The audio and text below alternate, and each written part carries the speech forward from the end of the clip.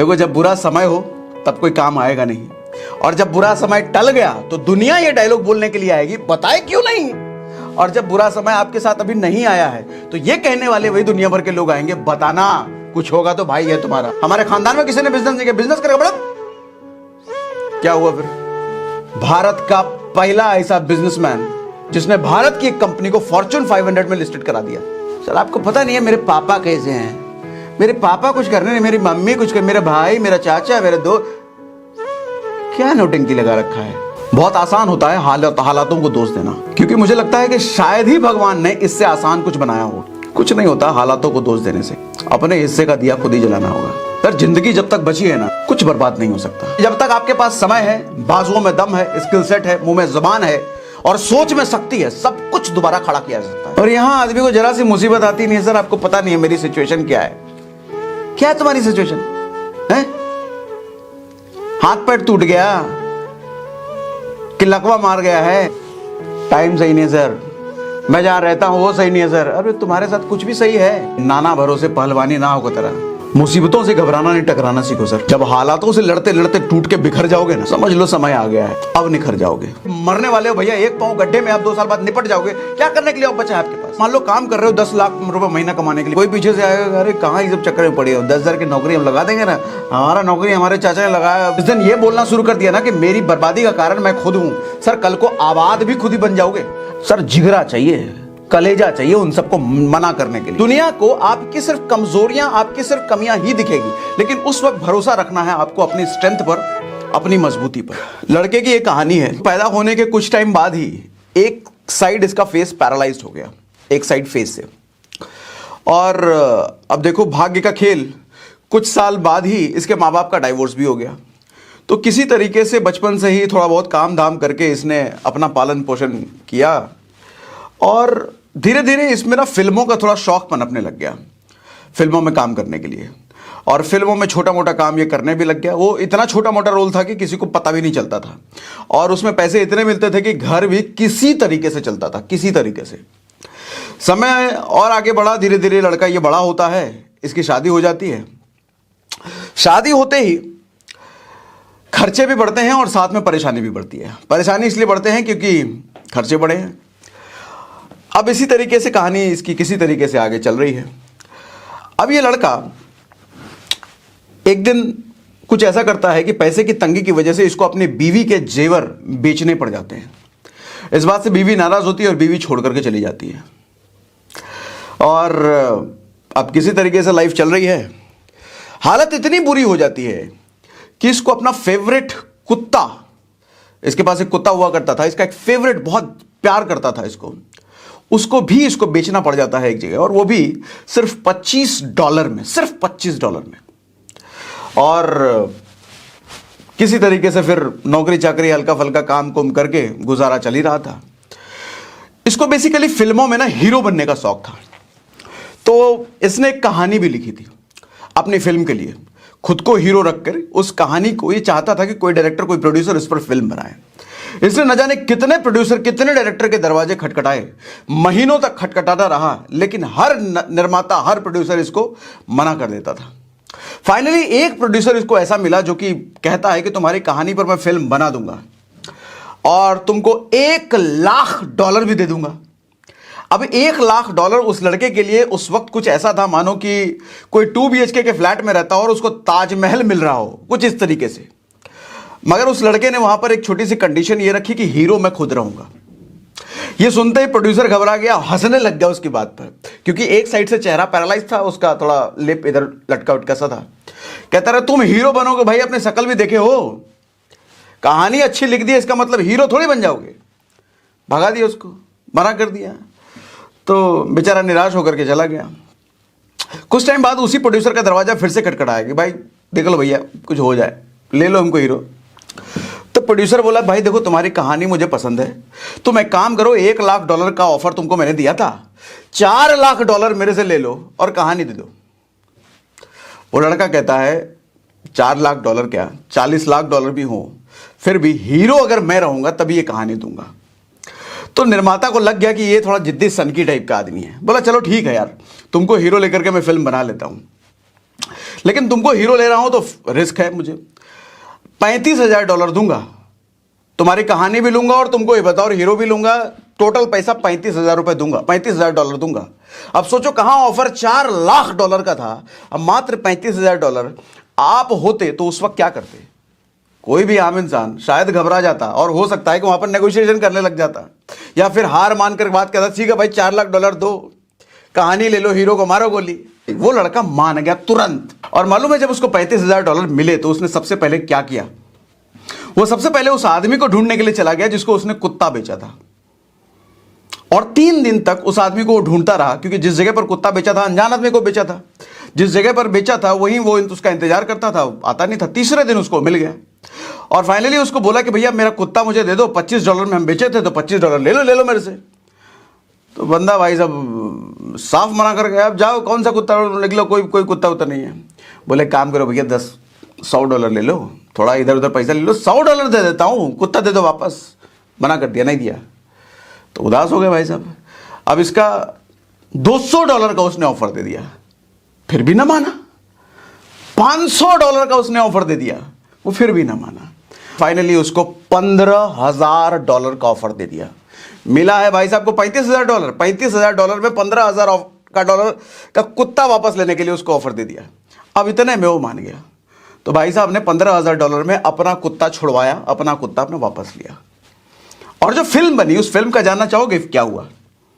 वो फिल्म जब बनी उस वक्त की सबसे बड़ी हिट मूवी रही। वो ऑस्कर में नॉमिनेटेड हुई, उस साल की बेस्ट मूवी का उसको अवार्ड मिला। और ना सिर्फ मूवी को, इस लड़के को उस साल का बेस्ट एक्टर का भी अवार्ड मिला। और उस टाइम पे उस पूरे साल की सबसे ज्यादा कमाई करने वाली वो मूवी बनी। मूवी का नाम था रॉकी और उस लड़के का नाम था सिल्वेस्टर स्टेलोन। अब इस पूरे वाक्य से मुझे कुछ चीजें सीखने को मिलती हैं। पहली चीज, नेवर गिव अप। आप जिस एम, जिस गोल, जिस लक्ष्य के लिए काम कर रहे हो ना सर, उसमें ना रिजेक्शंस आपको खूब मिलेंगे, लोग कमियां निकालने वाले खूब सामने आएंगे। उसको भी कितने लोगों ने कहा, कितने निर्माता ने, पहले तो कहानी में दोष, और जिसको कहानी समझ आई उसके चेहरे में दोष, जिसको चेहरा समझ आया उसके हीरो होने पे दोष, उसके एक्टिंग होने के पे दोष।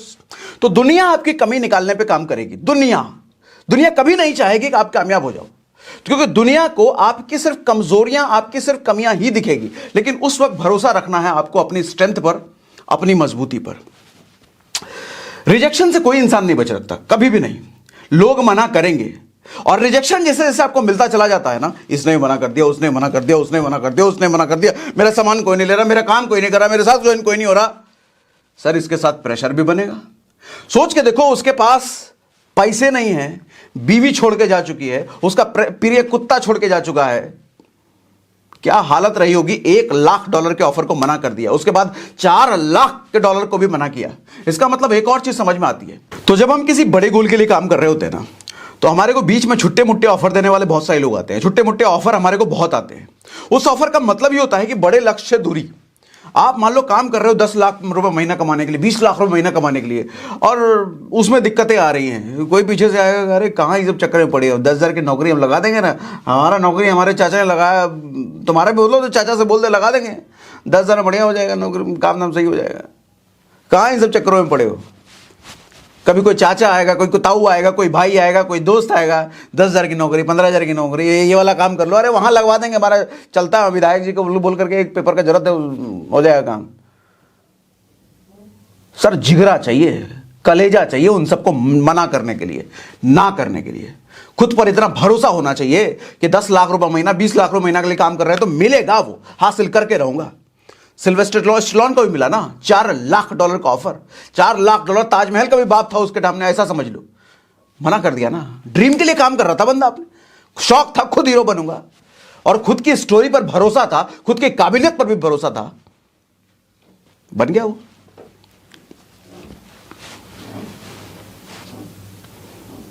और कहते भी हैं जब हालातों से लड़ते लड़ते टूट के बिखर जाओगे ना, समझ लो समय आ गया है, अब निखर जाओगे। और एक और important lesson, very very important lesson, जिसने आपके बुरे समय में साथ दिया ना, कभी उसका साथ मत छोड़ना। उस कुत्ते को $15,000 में दे करके, 35,000 में से $15,000 दे करके क्यों लिया उसने वापस मालूम? जब उसकी बीवी छोड़ के चली गई थी, जब बुरा समय था उसके, जब सब कुछ उसके साथ बुरा था, तो सिर्फ वो कुत्ता उसके साथ था। और समय इतना बुरा हुआ कि उस कुत्ते को भी बेचारे को बेचना पड़ा। वापस लेके आया वो। बहुत दुनिया में ऐसे बहुत कम लोग होते हैं जो बुरे समय में आपका साथ देते हैं। देखो, बुरे समय में ना लोगों का आप 3 तरह का बिहेवियर आपको देखने को मिलेगा। बुरे समय क्या, नॉर्मली लोगों का, मैंने जो ऑब्जर्व किया है अपनी जिंदगी से, 3 तरह का बिहेवियर आपको देखने को मिलेगा। अक्सर जो इर्द गिर्द आपके लोग होते हैं ना, ये डायलॉग आपको अक्सर सुनने को मिलेगा, यह मिला होगा, न जाने कितनी बार और कितने लोगों से ये डायलॉग आपको सुनने को मिलेगा निश्चित। और मिला है तो मुझे बताना जरूर। पहले लोग कहेंगे, कभी भी जरूरत पड़े तो बताना, भाई है तुम्हारा भाई, कभी भी किसी चीज की जरूरत पड़े, रात को 2 बजे फोन मारोगे हाजिर हो जाएगा, किसी चीज की जरूरत पड़े मैं हूं ना। एक ये डायलॉग बहुत बार सुना होगा। और गलती से भगवान ना करे ऐसा टाइम आ गया, बुरा समय आ गया, जब आपको किसी की जरूरत है, चाहे पैसों की जरूरत हो, चाहे मदद की जरूरत, किसी चीज की जरूरत हो, और आपने उसको बुलाया, उसको फोन मारा, अरे यार अभी अभी अभी जमीन का रजिस्ट्री कराना था तो 20 लाख रुपए उसमें दे दिए, अभी बताते यार, 2 दिन पहले बोले होते ना, काम करा देते, अभी तो मुश्किल है। या किसी भी तरह की हेल्प में देखोगे, अभी इतना अचानक बोल दिए यार, अरे बस कल शाम को अगर बोल दिए होते ना तो इंतजाम कर देते। और जब समय निकल जाएगा, बुरा समय आपका, और मान लो उस आदमी को आपने नहीं बोला था अपने बुरे समय में, और आप बताओगे कि मेरे साथ ऐसे ऐसा बुरा समय आया था तो किसी तरीके से मैनेज कर लिए, बोले अरे यार बताओ कितना बेवकूफ आदमी हो तुम, तुम्हारे साथ इतना बुरा हो गया, बताए क्यों नहीं, एक फोन मारना था ना। ऐसा अक्सर होता है। देखो, जब बुरा समय हो तब कोई काम आएगा नहीं, और जब बुरा समय टल गया तो दुनिया ये डायलॉग बोलने के लिए आएगी, बताए क्यों नहीं। और जब बुरा समय आपके साथ अभी नहीं आया है तो ये कहने वाले वही दुनिया भर के लोग आएंगे, बताना कुछ होगा तो भाई है तुम्हारा। समझ गए? इसीलिए कभी भी दूसरों के कंधों पर भरोसा नहीं करना। कामयाबी खुद के कंधों पर, खुद की मेहनत से आती है, दूसरों के बलबूते नहीं आती। हमारे यहाँ कहावत भी है, नाना भरोसे पहलवानी ना हो तरह। नाना के भरोसे पहलवानी नहीं होती है। पहलवानी के लिए अपने जांघों में ताकत होनी चाहिए, अपने बाजुओं में दम होना चाहिए, तब वो पहलवान बनता है। कह रहे हमारे कहा जाता है कि नाना जी हमारे पहलवान थे तो हम भी पहलवान बने। ऐसे कैसे भाई, नाना जी पहलवान थे तो थे, तुम्हारे में दम है पहलवान बनने का, बन के दिखाओ। विधायक जी से हमारी जान पहचान है, कुछ होगा तो वो कर देंगे ना। हमारा बड़े बड़े लोगों से कोई काम नहीं आएगा, वो उठना बैठना कोई काम नहीं आएगा।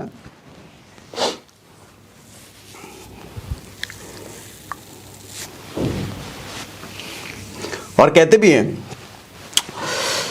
कि देखो, जब हम जो इंसान होते हैं ना, हमें हमेशा ना, मैं उन लोगों की बात नहीं कर रहा हूं जो मदद करने में, सहायता करने में बिलीव नहीं रखते, जो एंड टाइम पे आपको हो सकता है ये लाइन बोलते हैं कि 2 दिन पहले बताए होते।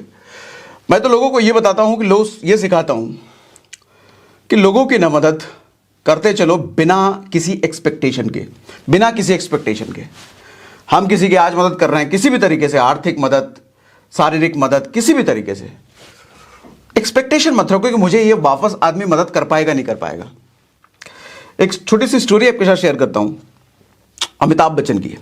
जब अमिताभ बच्चन का बुरा समय चल रहा था ना, तो छोटे मोटे काम मिलने शुरू हो गए थे केबीसी के बाद, 2000 के बाद। तो उस वक्त अमिताभ बच्चन डेविड धवन के पास गए थे काम मांगने के लिए कि डेविड भाई को एक आध हिट मूवी दिला दो यार, कोई हिट मूवी करा दो। तो डेविड धवन उस वक्त बड़े मियाँ छोटे मियाँ की कहानी लिख रहे थे। तो स्क्रिप्ट उन्होंने अमिताभ बच्चन को सुनाई और कहा कि आपको ये मूवी एक हिट मूवी मिल सकती है आपके रिकॉर्ड में, बशर्ते इसमें जो छोटे मियाँ का रोल है आप उसके लिए गोविंदा को बस तैयार कर लो।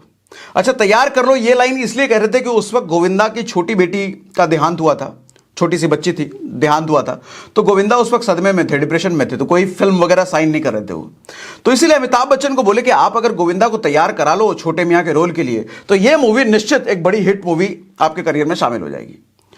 तो अमिताभ बच्चन गए गोविंदा के पास, रिक्वेस्ट किया कि भाई मान लो, और गोविंदा ने अमिताभ बच्चन को हाँ कर दी। गोविंदा का मैंने इंटरव्यू सुन रहा था कोई, तो मैं वो बताते हैं कि उनका हाँ करने का सबसे बड़ा रीजन ये था कि जब गोविंदा का बुरा समय चल रहा था ना, उनके पास फिल्में नहीं थी और अमिताभ बच्चन की हम मूवी आने वाली थी, हम। उस वक्त गोविंदा अमिताभ बच्चन के पास काम मांगने के लिए गए थे और अमिताभ बच्चन ने गोविंदा को अपने मूवी में रोल दिया था। उस वक्त अमिताभ बच्चन ने यह नहीं सोचा होगा कि ये गोविंदा कभी मेरे काम आएगा, क्योंकि उस वक्त जब हम आई थी अमिताभ बच्चन अपने शीर्ष पर थे, लेकिन मदद की। सर लॉ, नेचर, प्रकृति ना, आप जब नेचर को कुछ देते हो ना, किसी की मदद करते हो ना, तो आप कभी सोच भी नहीं सकते किस फॉर्म में वो आदमी या वही मदद कोई और आदमी आपके साथ करेगा, आप सोच भी नहीं सकते।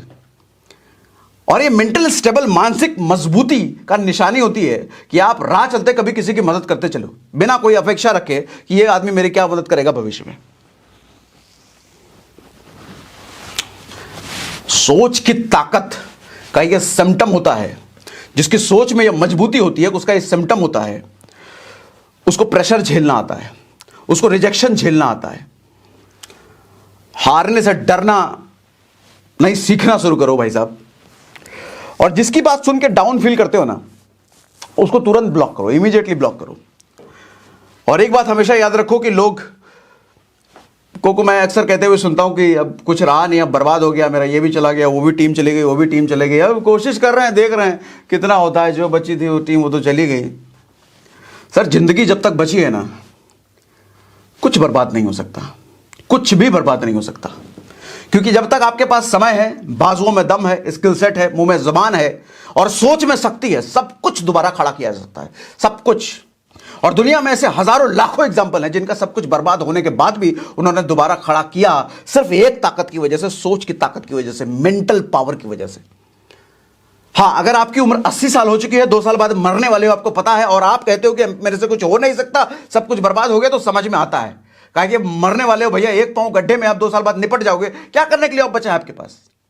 लेकिन उम्र है 20 साल, 25 साल, 30 साल, 35 साल, और कहते हो कि मेरे पास अब कुछ करने के लिए बचा नहीं, सब बर्बाद हो गया। निकम्मेपने का निशानी है और कुछ नहीं। मेरी बात से एग्री करते हो? मुझे चैट पे लिख के बताओ, जल्दी चैट पे लिख के बताओ। मेरी बात से एग्री करते हो? एग्री करते हो? एग्री करते हो? चैट पे लिख के बताओ, जल्दी जल्दी जल्दी।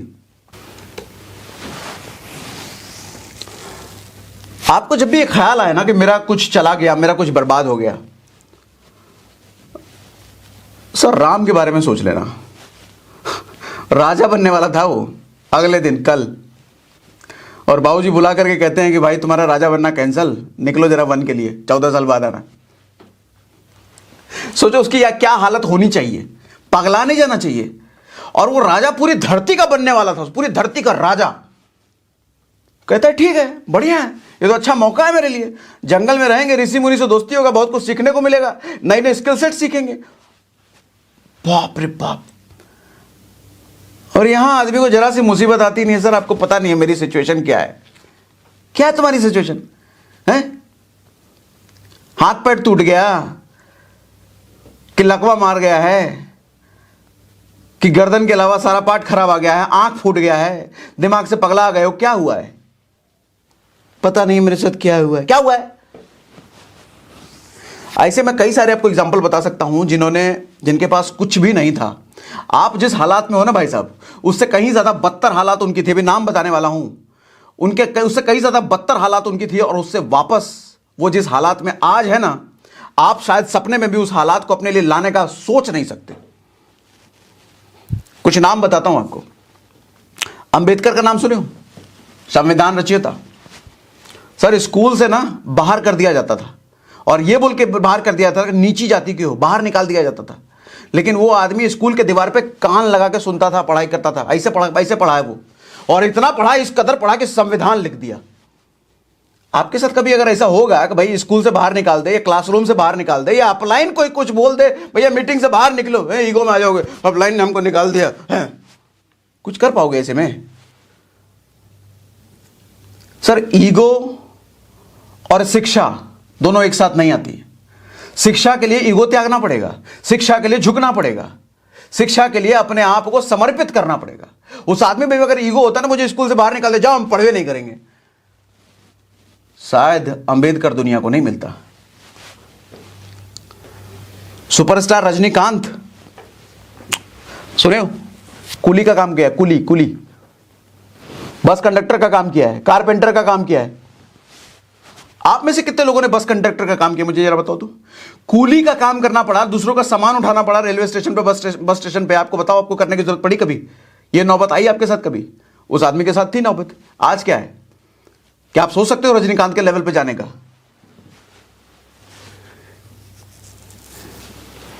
धीरू भाई अंबानी गैस स्टेशन पे अटेंडेंट थे, पूरा परिवार के खिलाफ था।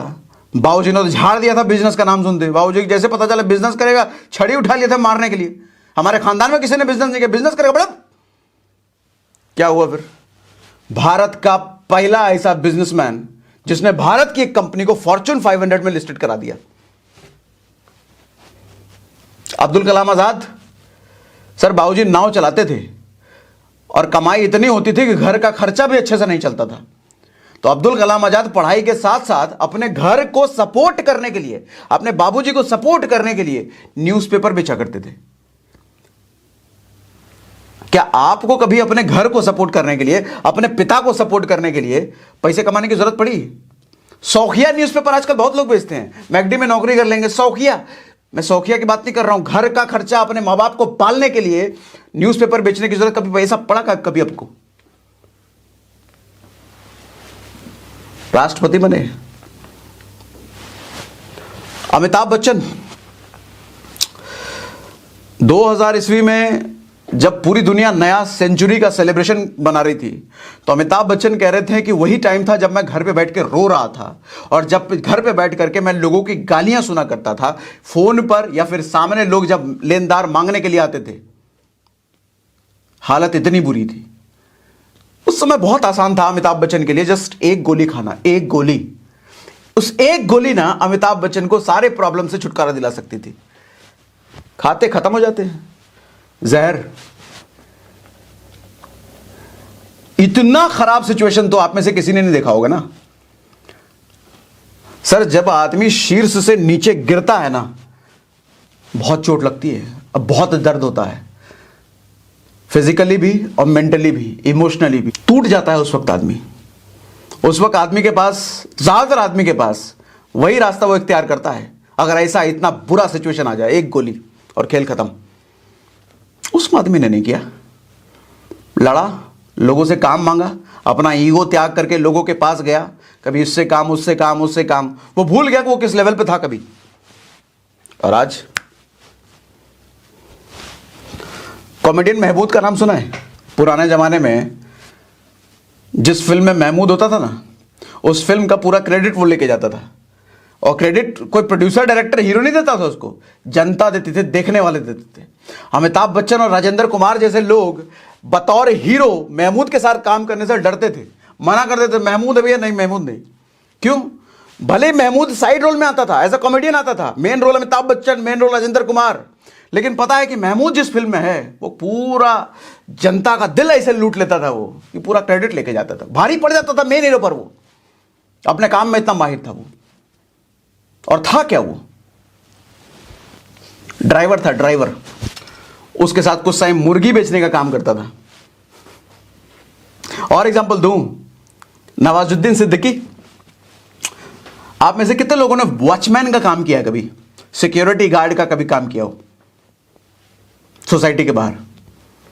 नहीं किया हो? नवाजुद्दीन सिद्दीकी किया सर, कई सालों तक किया है। फिल्मों में छोटे छोटे रोल, छोटे छोटे रोल, छोटे छोटे रोल। आज क्या है Nawazuddin Siddiqui? Most popular actor में से एक है आज के टाइम में नवाजुद्दीन सिद्दीकी। और एग्जांपल दूं, दिलीप कुमार के बारे में जो जानते ही होंगे, रोड साइड पे ठेले पे फल बेचा करते थे, रोड साइड पे। मगर आज मुझे लगता है बॉलीवुड का शायद ही ऐसा कोई इंडस्ट्री का हीरो हो जो दिलीप कुमार से सीखता ना हो, उनकी एक्टिंग से इंस्पायर ना होता हो। और सिर्फ इतना ही नहीं है सर, दुनिया में लाखों हैं, लाखों। ये तो वो लोग हैं जिनको हम पर्दे के माध्यम से, न्यूज के माध्यम से, मीडिया के माध्यम से हम जानते हैं। और दुनिया में ऐसे लाखों लोग हैं जो पॉपुलर नहीं हैं, लेकिन किया उन्होंने बहुत बड़ा है। बहुत आसान होता है सर, बहुत आसान होता है हालातों को दोष देना। क्योंकि मुझे लगता है कि शायद ही भगवान ने इससे आसान कुछ बनाया होगा। कुछ नहीं होता हालातों को दोष देने से, अपने हिस्से का दिया खुद ही जलाना होगा। समझे दोस्त?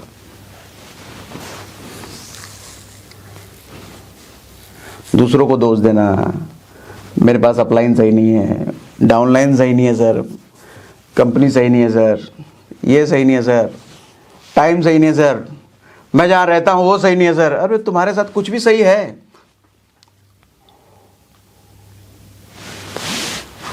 सर क्लोजिंग इस महीने कुछ अच्छा नहीं हो पा रहा, अगले महीने करेंगे। अगले महीने का नौटंकी तो मैं कितने लोगों से सुनता हूं। अगले महीने, अगले महीने, अगले महीने। और दावे के साथ कह सकता हूं, ये लाइन बोलने वाला ना, अगले महीने वाला, उसका अगला महीना कभी नहीं आता। उसका अगला महीना सीधा स्वर्ग में आएगा। वो स्वर्ग में मिले ना मिले, उसको नरक मिलेगा।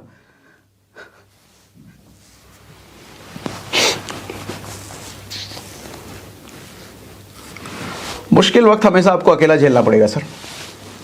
मुश्किल वक्त से लड़ना आपको हमेशा खुद ही पड़ेगा। जब आप ये लाइन कहते हो ना कि मेरे से ये वाला काम नहीं हो पा रहा है, मेरे साथ ये दिक्कत है, मेरे साथ उसकी वजह से ये दिक्कत है, मेरे साथ इसकी वजह से ये दिक्कत है, ये ठीक होता तो मैं ये कर लेता, वैसा ठीक होता तो मेरे साथ ऐसा हो जाता। तो इसका मतलब समझो आप क्या कहना चाह रहे हो। आप ये कह रहे हो कि आपकी जिंदगी किसी और की वजह से खराब हो रही है, यही तो आप कहना चाह रहे हो।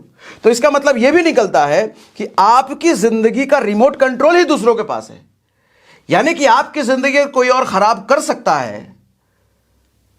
तो आप ये भी मान के चल रहे हो कि आपकी जिंदगी आबाद, आपकी जिंदगी अच्छी भी किसी और की वजह से ही होगी। और आपको लगता है कि दुनिया में आज के टाइम में कोई भी आपकी जिंदगी अच्छी करना, आपकी जिंदगी को अच्छा बनाना चाहेगा, या अच्छा बनाने के लिए कोई और, आपकी जिंदगी को अच्छा बनाने के लिए कोई और मेहनत करेगा? ऐसा कभी होगा क्या? कलयुग में जी रहे हो भाई साहब। लोग गिराने की प्लानिंग करते हैं, उठाने की नहीं। लोग डुबाने का जरूर सोचते हैं, दूसरों को बचाने का नहीं। और ऐसे समय में आप कहते हो इसकी वजह से मैं बर्बाद हुआ, तो आप मान के चल रहे हो कि कोई और वजह बनेगा आपके आबाद होने का। अपनी जिंदगी का कमान अपने हाथ में लो। और जिस दिन यह बोलना शुरू कर दिया ना कि मेरी बर्बादी का कारण मैं खुद हूं, सर कल को आबाद भी खुद ही बन जाओगे। आबाद होने के लिए एक स्टेप ले लिया आपने, यह समझ लो। सर आपको पता नहीं है मेरे पापा कैसे हैं, मेरे पापा कुछ करने नहीं, मेरी मम्मी कुछ कर, मेरे भाई, मेरा चाचा, मेरे दो, क्या नौटंकी लगा रखा है।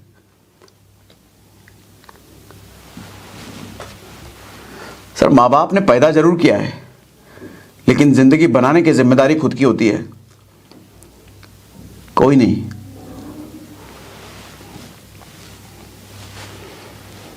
आपके सपनों की औकात आपकी तकलीफें तय करती है। कितने बड़े सपने हैं आपके, कितने ताकतवर सपने हैं, वो ये तय करेगी कि कितने ज्यादा तकलीफों से आप गुजर रहे हो, कितने ज्यादा संघर्ष आपकी जिंदगी में, कितने ज्यादा मुसीबतें हैं। थोड़ा मोड़ा टेंशन है, थोड़ी मोड़ी तकलीफें हैं, इसका मतलब थोड़ा बहुत ही हासिल करने वाले हो आप। छोटे सपने हैं, छोटे ड्रीम है, छोटे लक्ष्य हैं। लक्ष्य बड़ा होगा तो लड़ाई भी बड़ी होगी, ड्रीम बड़ा होगा तो संघर्ष भी बड़ा होगा। 10 लाख रुपए महीना कमाना है, 20 लाख रुपए महीना कमाना है, और टेंशन में आया तो कोई छोड़ गया सर, ये 2 लोग थे मेरे छोड़ के चले गए सर, इन्हीं भरोसे तो मेरी जिंदगी थी, ये चले गए तब मैं कैसे जीऊंगा, सुसाइड कर लेता हूं। कर लो सुसाइड, मर जाओ।